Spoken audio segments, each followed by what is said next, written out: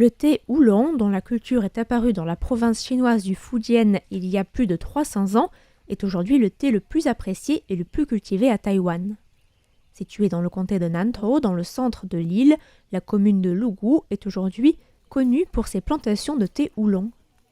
C'est là que se trouve le mont Dongding, qui a donné son nom à un célèbre cru de oolong taïwanais, le Dongding Oolong. La famille Chun, qui cultive le thé oolong depuis 3 générations, organise une cueillette à chaque saison. Dès le matin, 15 à 20 femmes du village s'affairent dans la plantation pour cueillir les jeunes pousses les plus fraîches et les plus tendres. On dit qu'on prélève seulement, selon l'expression, un cœur et 2 feuilles. Dans la plantation des Chun, la récolte se fait à la main, à l'aide d'une petite lame accrochée aux index avec du scotch. Les femmes travaillent à une vitesse impressionnante et le bruissement des feuilles peut être entendu de manière très distincte pendant toute la matinée. Si les feuilles ont bien grandi, les cueilleuses peuvent récolter jusqu'à 10 kg par matinée. Elles font une pause toutes les 1h30 environ pour peser les feuilles récoltées avant de recommencer. Comme beaucoup de voisins dans le village ont aussi des plantations de thé, les planteurs choisissent la date de la cueillette non seulement en fonction de l'état des arbres, de la saison et de la météo, mais aussi en prenant soin de ne pas choisir la même date que les autres, car chaque fois qu'une collecte est organisée, c'est tous les planteurs qui réservent leur journée pour aller travailler dans le champ du voisin.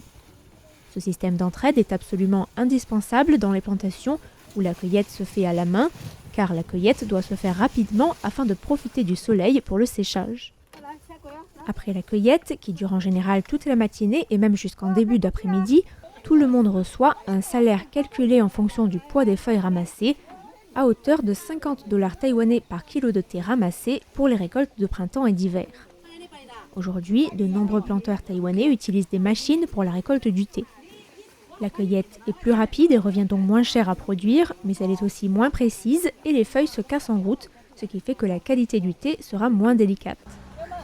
Juste après la cueillette, qui s'est achevée entre midi et 2, les feuilles sont répandues sur des bâches étalées par terre pour les faire sécher en plein soleil. Cette étape s'appelle le flétrissage et est indispensable pour produire du thé oolong. Les feuilles amorcent ainsi leur processus d'oxydation et perdent leur odeur de feuilles fraîches. On rentre ensuite les feuilles à l'intérieur pour les brasser une première fois sur une machine qui permet de secouer le panier sans trop se fatiguer. Cette étape du brassage, langqing en chinois, permet de dégrader les bords des feuilles et d'accentuer son oxydation. Le brassage dure toute l'après-midi puisqu'il faut les laisser ensuite reposer pour ensuite les brasser de nouveau, à tour de rôle, panier par panier. Il y a ensuite un second brassage dans des longs tambours en bambou motorisés. Les feuilles sont frottées les unes contre les autres pour abîmer le bord des feuilles, afin là encore de favoriser l'oxydation. Après ce second brassage, les bords des feuilles deviennent brun-rouge, une couleur particulière au thé oolong. On les déverse ensuite sur une bâche par terre, en tas, pendant un moment, puis on les remet dans les paniers et on les laisse s'oxyder 4 à 8 heures. La durée va en fait dépendre de la météo et du degré d'humidité. Il y a ensuite le chauffage, en chinois shaqing, qui signifie littéralement tuer le verre. Ce processus vise à continuer l'évaporation et à interrompre l'oxydation grâce à la chaleur et permet donc de fixer un certain niveau d'oxydation.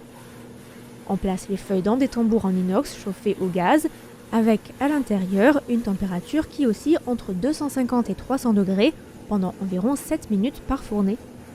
De la vapeur s'échappe des machines, c'est l'eau contenue dans les feuilles qui s'évapore sous l'action de la chaleur.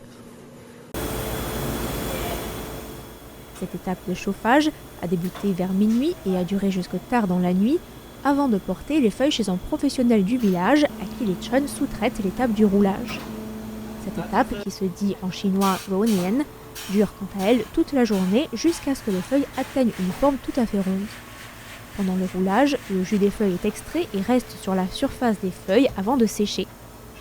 Cette étape fait que ce jus va se dissoudre rapidement dans l'eau chaude lorsqu'on infusera le thé et renforcera ainsi son goût. Mais avant le roulage à proprement parler, il faut presser les feuilles en forme de cube dans des toiles, puis les chauffer de nouveau dans un tambour quelques minutes pour encore les presser ensuite, et ce plusieurs fois d'affilée. Aujourd'hui, avec l'automatisation des étapes du conditionnement, produire du thé est beaucoup moins fatigant, même si les 2 jours de cueillette et de conditionnement restent très éprouvants. Après les avoir pressées, on met les feuilles de thé dans des toiles qui sont roulées par des machines, puis on défait les ballots à la main et on répète l'opération plusieurs fois. Ce n'est qu'alors que le thé oolong est prêt à consommer, même si à Taïwan, les générations les plus âgées préfèrent lorsque le thé oolong est torréfié quelques minutes à basse température à la fin. Pour les thés noirs, il faudra aussi passer par l'étape de la torréfaction, lors de laquelle les feuilles seront chauffées à plus haute température, à savoir entre 200 et 260 degrés pendant 1 à 5 minutes. Mais si les planteurs taïwanais, y compris la famille Chun, produisent aussi du thé noir, c'est le oolong qui reste la star des thés à Taïwan et qui se vend le mieux sur l'île. C'est aussi pour cela qu'il s'est aujourd'hui imposé comme le souvenir indispensable à offrir après un séjour à Taïwan.